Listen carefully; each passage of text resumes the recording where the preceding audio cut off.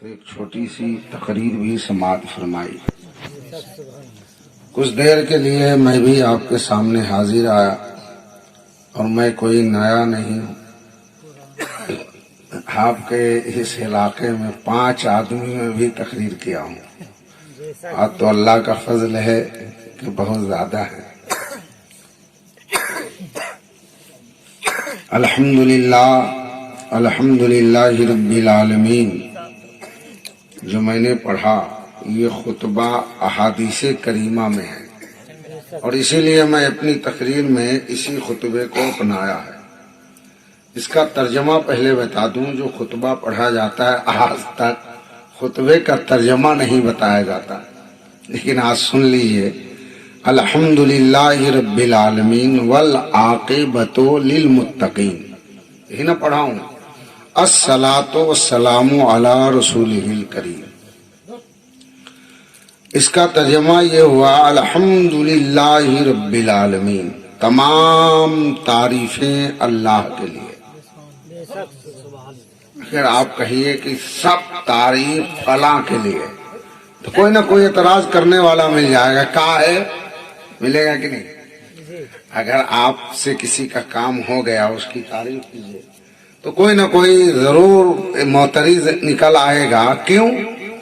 تو آپ کہیے گا ہمارا فلاں کام کر دیا، کہا تمہارا نہ کر دیا، ہمارا تو پھنسا دیا، تو وہیں پہ نزاع شروع ہو جائے گا۔ تو اب یہاں کتاب کی ہر شروعات میں جو خطبہ لکھا ہے، چاہے بخاری شریف ہو، ترمذی شریف ہو، موطا امام محمد کی جتنی احادیثیں ہوں، صحاح ستہ کی 12 حدیثیں، ہر حدیثوں کی کتاب میں جب کھولیں تو بسم اللہ کے بعد جو خطبہ لکھا ہے یہی لکھا ہے، اور اسی لیے میں نے اپنی تقریر میں اسی خطبے کو بیان کرتا ہوں، اسی خطبے کو پڑھتا ہوں۔ تمام تعریفیں اللہ کے لیے، کہا ہے؟ سوال ہوگا نا، سب تعریف اللہ کے لیے، کہا ہے؟ کوئی وجہ نہ ہوگی۔ کیوں اللہ کے لیے تمام تعریفیں؟ اس لیے کہ وہ رب العالمین ہے۔ رب العالمین کا مطلب پوری کائنات کو پالنے والا۔ اب ایک آدمی اپنے بچوں کو پالتا ہے، ایک آدمی اپنا گھرانہ پالتا ہے، ایک آدمی اگر بہت مالدار ہو تو محلہ پالے گا، لیکن اللہ وہ ہے جو ساری کائنات کو پالتا ہے۔ اور کائنات میں انسان ہی نہیں ہے، جانور، چینٹی، سانپ، بچھو، گوجر، یعنی سب کی روزی اللہ دیتا ہے اور سب کا پالنہار ہے۔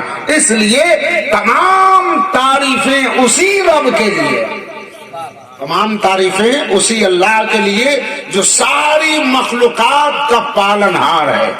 الحمدللہ رب العالمین، تمام تعریفیں اس رب کے لیے ہے جو عالمین کا پالنے والا ہے۔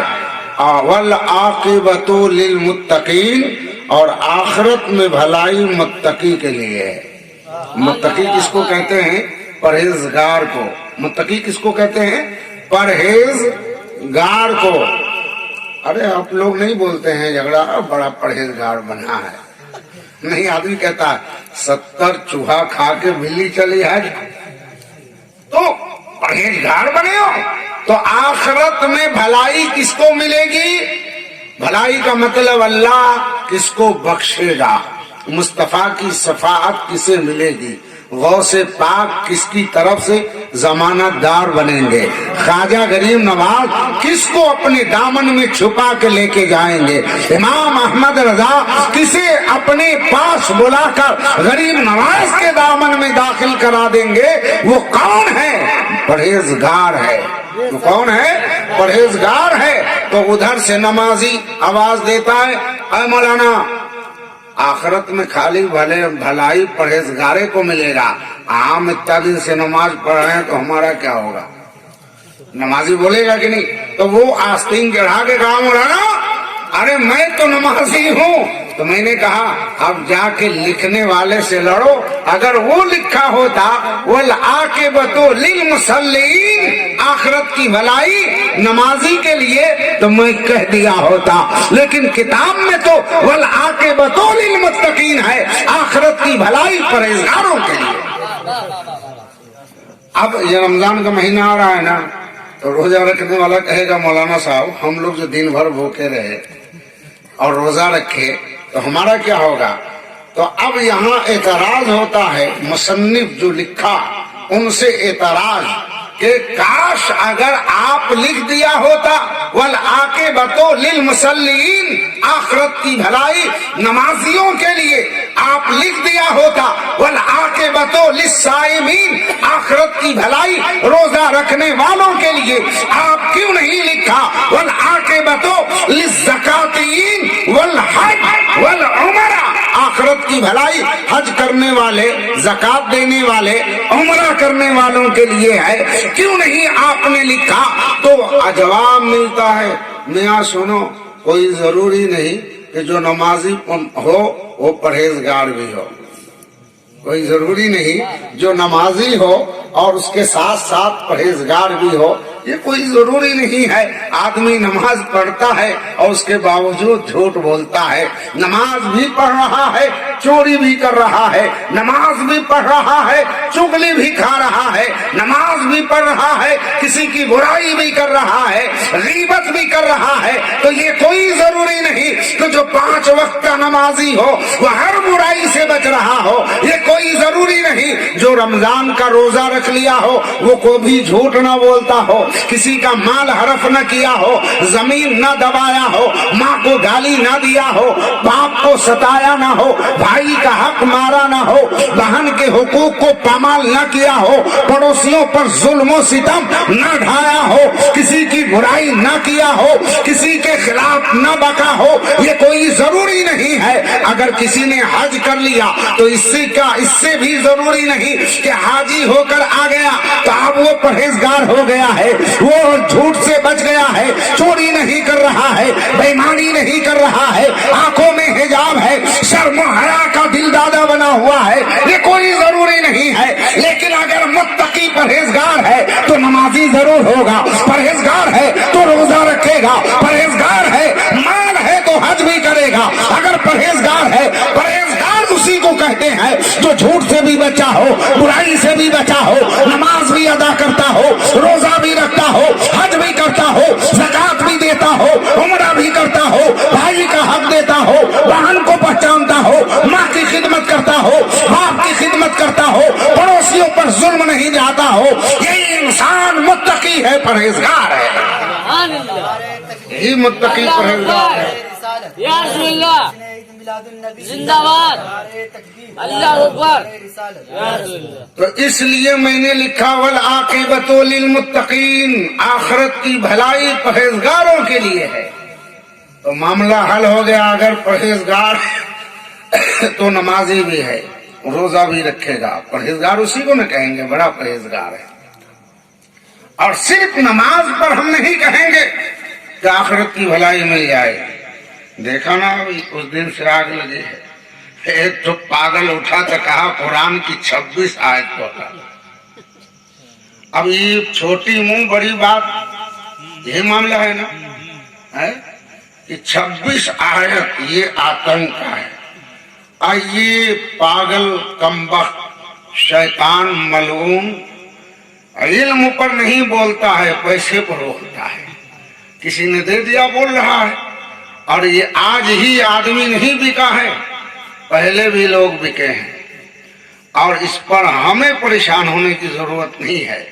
ہمارا مال ہو تو اس کی حفاظت میں کروں، ہماری اولاد ہے اس کی حفاظت میں کروں، لیکن یہ کلام نہ میرا ہے نہ آپ کا ہے نہ دنیا دار کا ہے، یہ کلام تو رب رحمان کا ہے، اور اللہ کہتا ہے میں اپنے کلام کی خود حفاظت کروں گا۔ تو جس کا حفاظت اللہ کرے، یہ وسیم رضوی نام رکھ لینے سے کیا ہوتا ہے؟ یہ وسیم رضوی نام رکھ لینے سے کیا ہوتا ہے؟ یہ ملعون لعنتی، اور یہی ہے آتنکواد۔ اصل میں آتنکواد وہی ہے جو سماج سکون سے ہو اور اس میں بے چینی پھیلا دے، बेकरारी फैला दे, एक फितना साजी का काम कर दे, उससे बड़ा आतंकवाद कौन होगा। तो वो मलऊन न इधर का रहेगा न उधर का। देखना आएगा एक वक्त न किसी का जुल्म रहा है न जोर रहा है, न कोई शहनशाह आज तक बाकी रहा। हजारों बादशाह आया, कोई जुल्म किया, कोई अत्याचार किया, कोई इंसाफ किया, कोई सखावत की, और सब चला गया। किसी के नाम पर चिराग जलाने वाला कोई नहीं है। अब देखा ना, खाजा आए तो उसके सामने अकड़ गया पृथ्वीराज, और जब अकड़ गया तो हिस्सा पकड़ा गया कि आज तक उसके महल की एक ईंट नजर नहीं आती है, लेकिन गरीब नवाज का महल आज भी मुस्कुरा रहा है। उनका महल मुस्कुरा रहा है, और पृथ्वीराज के महल की एक ईंट जरा कोई देखा दे, है जुल्म का चिराग जलाया था। दूर कहाँ जाएंगे, आप जलालपुर चले जाइए, मनैया बोला जाता है ना, तो शाह कमाल का रोजा उनका महल देखिए, और इस तरफ जो है भीठा वो राजा का महल था। देखिए ना, एक चिराग भी बाकी नहीं है, तहस नहस हो गया। तो ये जालिम बोलता नहीं, बुलवाया जाता है, और ये बोल रहा है। और अल्लाह फरमाता है कि जब तक कोई जुल्म के हद को पार नहीं कर लेता, उस वक्त तक मैं अल्लाह उसको पकड़ता नहीं। तो अब कोई जुल्म, कोई हुदूद को पार न कर जाए, तो अब ये बोल बोल के पार करने वाला है। जिस दिन पार करेगा, हमें आपकी जरूरत नहीं, अल्लाह खुद पकड़ लेगा। और अल्लाह की फौज कितनी है मालूम है आपको? हमें आपको पता नहीं है। जब अबरहा हाथी का फौज लेकर खानाए काबा ढाने आया, हजरत अब्दुल मुत्तलिब के मवेशियों को पकड़ ले गया। इंतजार में था कि मक्का के लोग आएंगे काबा बचाने के लिए। तो अब्दुल मुत्तलिब ने लोगों को रोक कर और खुद तन्हा गए। अबरहा सोचा कि ये माफी मांगेगा, गिड़ गिराएगा कि हमारे काबा को रहने दो, मत ढाओ। कहा क्यों आए हो? कहा मैं इसलिए आया हूं कि हमारा जो जानवर पकड़ लिया गया है, जानवर दे दो। तो बहुत तेज हंसा, कहा यार मैं काबा ढाने आया हूं, इसको अपनी बकरी की फिक्र है, ऊंट की फिक्र है, और मैं काबा ढाने आया हूं। मैं तुमको तो ये कहनी चाहिए काबा न ढाओ, हमारी बकरी ले जाओ, काबा रहने दो, हमारे ऊंट ले जाओ। तो हजरत अब्दुल मुत्तलिब का जवाब सुनिए। आपने कहा सुनो, बकरी हमारी है, मैं मांगने आया हूँ, ऊंट मेरा है, मैं लेने आया हूँ, काबा मेरा नहीं है, वो मेरा घर नहीं है। कहा वो जिसका घर है वो खुद बचाना जानता है, तो उसकी फिक्र हम क्यों करें? जिसका घर है वो खुद बचाएगा, बस हमारा जानवर है, हमें दे दो। तो दे दिया गया। कहा अब तो मैदान खाली है, मक्का वाला कोई अजीमत और मुजाहिमत नहीं करेगा। हाथी लेकर आगे चला। अब अल्लाह तबारक व तआला ने उन अपने फौजों में अबाबिल परिंदा देखे ना, भुरैया कितने बड़ा होता है, परिंदे को भेजा, और हर परिंदे के पास 3 कंकरी, दोनों चंगुल में एक एक और एक चोंच में। हर कंकरी पर अबरहा के एक एक फौज का नाम लिखा था। और कंकड़ कितना बड़ा था? मसूर की दाल देखे हैं ना, तो मसूर के दाने में 2 दाल होता है, 2 पार्ट होता है। तो मसूर के दाने का जो एक पार्ट है उतना बड़ा कंकड़ था। इतना छोटा, मसूर में 2 दाल, तो 2 यानी आधे पार्ट की तरह कंकड़ी थी। और जिसके ऊपर वो गिराता तो कंकड़ी उसी पर गिरती जिसका नाम लिखा था, और उसके सर पर जाता। तो कुरान के मुहद्दिसीन मुफस्सिरीन बयान फरमाते हैं, जब उस अबरहा के फौज पर उस अबाबिल परिंदे का बम गिरा, ये बम नहीं, मसूर का दाना इतना छोटा कंकड़ गिरा, तो उसके सर को छेदता हुआ जिस्म को छेद कर 70 गज जमीन के अंदर धस गया। क्या स्पीड था? आज तक कोई ऐसा मिसाइल नहीं बना कि 70 मीटर अंदर घुस के मार करे, ऐसा मिसाइल नहीं बना। लेकिन वो परिंदे ने एक मसूर के आधे एक दाने एक पाक दाल के बराबर कंकर गिरा तो सर छेद कर और 70 मीटर जमीन के अंदर वो दाल कंकड़ी धंस गई, सुराख नजर आ रहा था और वो खत्म हो गया। मेरे दोस्तों और सुनेंगे, जब कारून उसने अपने आतंक फैलाया तो उसको शर करने के लिए अल्लाह ने कौन सा फौज भेजा? यही मच्छर, इसको भेजा। अगर वो बदमाशी न किया होता तो आज हम लोगों को भी मच्छर नहीं काटता। बदमाशी उसकी थी कि अल्लाह मच्छर भेज दिया, तभी से दुनिया में मच्छर आ गया। और अल्लाह 70 सुराखों में मच्छरों को बंद किया था। तो सबसे छोटा सुराख जो था 70वां, उसमें इतने मच्छर थे जितने इनकी फौज थी, न एक कम न एक ज्यादा, बस गिनती बराबर। और फरिश्ते को हुक्म दिया, वही सुराख खुला और उसके बाद फौज चली मच्छरों की। और इधर मालूम है 40 फरलांग में इनकी फौज थी। 40 किलोमीटर इतनी लंबी चौड़ी फौज थी इनकी। अब उसके बाद ये तंग कर कहा इब्राहिम अलैहिस्सलाम से कि आओ मेरे मुकाबले में, मेरी फौज आ चुकी है। इब्राहिम अलैहिस्सलाम ने जवाब दिया, अब अल्लाह की फौज आने वाली है। तो इसने कहा अपनी फौज को कि फौज में पहले बाजा बजता था, बाजा बजाओ बांसुरी बजाओ। तब इसकी फौज जब बाजा बांसुरी बजाने लगी तो ये मुस्कुरा के कहता है अल्लाह के नबी से, अरे अल्लाह की फौज आ रही है, किधर से आ रही है? न कोई आजा न बाजा न गाजा न पिपीरी, कुछ नहीं बज रहा। तो अभी मच्छर आता है तो पिपीरी बजाते आता है ना कान के सामने। ये कमबख्त पता नहीं क्या क्या करवा दिया। आज वही दास्तान आज मच्छर दोहराता है जब कान के सामने आता है। मच्छर इतना दिलेर है कि काटता है छुड़ा के नहीं, डंका बजा के, बांसुरी बजा के और ढोल पिपीरी बजा के आता है। मैं आ गया हूँ, बचना है तो बच लो वरना मैं तो खून पीऊंगा ही।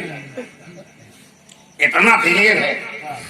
आया तो कहा वो आ रहा है, कहा किधर? कहा वो देखो। तो शहद की मक्खी की तरह एक दल बनाए, बादल के टुकड़े की तरह वो मच्छर आ रहा था। तो देखा तो हंसा, खाई कौन फौज है? न हाथ में बल्लम है, न बर्छी है, न तलवार है, न ढाल है। ये कैसे लड़ेगा? और बिल्कुल खामोश, ढोल बाजा नहीं है। तो अल्लाह ताला ने मच्छरों को कहा तुम अपनी बांसुरी बजाओ। तो मच्छर जब इतना मच्छर गिनगिनाया तो इनके फौज का ढोल ताशा डफली और बांसुरी की आवाज मच्छरों की आवाज के सामने दब गई। मच्छरों की आवाज इनकी आवाज पे बुलंद हो गई। और उसके बाद मच्छर आए, तभी लोग तलवार निकाला। तो मच्छर को तलवार से काटेगा, तलवार निकाला, सोटा देखा भी नहीं कि किधर से आया और बैठ गया। आया है हदीस कुरान शरीफ में, एक मच्छर एक आदमी पर बैठा, सर पे अपना डंक जब आग धसाया और सुर का खींचा तो आया है कि पहले खून, फिर गोश्त, फिर यानी हड्डियां, एक एक आदमी को एक एक मच्छर पूरा खा गया। मारा नहीं, खा गया। अब मैदान में मच्छर ही मच्छर, इनके एक भी सिपाही का आता पता नहीं। अभी ढूंढ रहा है कि कहाँ गया सिपाही, घोड़ा वाड़ा होके भाग रहा है इधर। आदमी को खा लिया और जानवर इधर उधर भाग रहा। अब जो ये था, ये देखा कि तो सबको खा गया, तो ये भागा। जब भागा तो एक मच्छर था जो लंगड़ा भी था, काना भी था और एक पट टूटा था। वो मच्छरों की टीम का कप्तान था और इधर फौज का कप्तान ये था। ये भागा तो वो काना मच्छर जब देखा, कहा मेरा शिकारी भागा, तो वो पीछा किया। मुड़ के देखा कि वो आ रहा है, और तेज भागा। कहा भाग बेटा, कितना भागेगा। भागता रहा, अंदर महल में गया। बीवी ने पूछा क्या हुआ? अल्लाह की फौज पर तुम्हारी फौज फतह पाई? अरे फतह क्या पाएगी, उसकी ऐसी फौज आई कि हमारे फौज को खा गई। तो बीवी ने कहा आज तक सुने फौज मारी जाती है, काटी जाती है, ये खाई जाती है। ये कौन लश्कर आया कि जो खा गया? कहाँ का कैसा था? बता, कभी देखी हो तो बता दूं कि ऐसा था। जब तक कि जंगले से वो आया और उसके जानू पर बैठा तो बीवी कराइए ये देखो, ये देखो, ये देखो। तो बीवी ने कहा ये क्या है? जब तक कि ओड़ा नाक में घुस गया और जाके जहन को बैठ गया और लगा काटने। अब छटपटा रहा है, परेशान हो रहा है। लास्ट में जब इसके सर पर जूता मारे तो काटना बंद कर दे, कुछ आराम मिले। और जैसे जूता मारना बंद हो जाए तो फिर काटने लगे। यही हाल इसका होगा, इसको जूता लगना बाकी है। ये ऐसे ही बोल रहा है। अल्लाह ताला वो मर्ज पैदा कर देगा। और अल्लाह ने जो कहा है कि कुरान की हिफाजत मैं खुद करूंगा, तो उसका मतलब आप क्या समझते हैं कि अल्लाह आएगा या कुरान बोलेगा कि मैं कुरान हूं, अल्लाह का कलाम हूं, मुझको तुम बदल नहीं सकते? अल्लाह आएगा मदद के लिए, अल्लाह कोर्ट में जाएगा, सुप्रीम कोर्ट में, अल्लाह कुरान को बचाए, अल्लाह सबब पैदा फरमाएगा। आज तक कोई ऐसी किताब नहीं है, जितनी किताबें पहले आई है, इंजील हो, ज़बूर हो, तौरात हो, उसका कोई हाफिज नहीं है। इसलिए कि कलाम इलाही को याद करना आसान नहीं है, उसको कोई हिफ्ज नहीं कर सकता।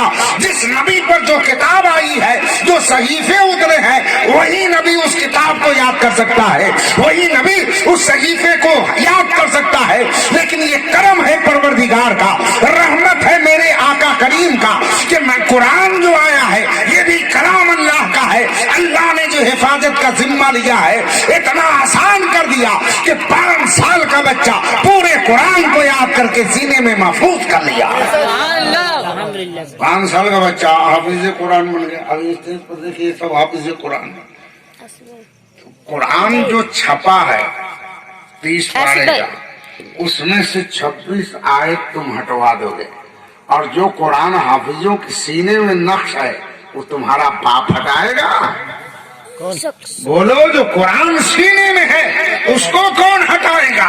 उसको कौन तब्दील करेगा? अरे इसका नुस्खा तुम बदल दोगे। एक एक हाफिज बैठ जाएंगे, एक एक रुकू पढ़ के लिखवाना शुरू करेंगे, फिर 26 आयतों के साथ 30 पारा कुरान मुकम्मल तैयार हो जाएगा। अब इस कुरान को तेरी मजाल है, एक जबर तो कोई बदल न सका न बदल पाए।